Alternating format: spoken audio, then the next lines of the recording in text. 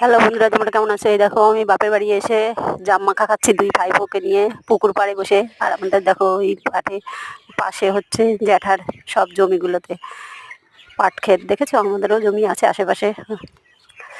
তোমরা সাবস্ক্রাইব করো প্লিজ। দেখেছো তো কত পাট শাক, কিন্তু জল পাচ্ছে না বলে পাট শাকগুলো একটু কেমন হয়ে গেছে, বৃষ্টি হচ্ছে না।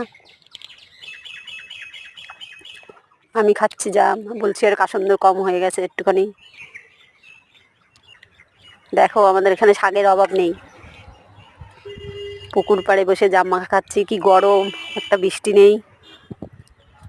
তোমরা একটু সাবস্ক্রাইব করো প্লিজ। এটা আমার বাপের বাড়ি নদিয়াতে।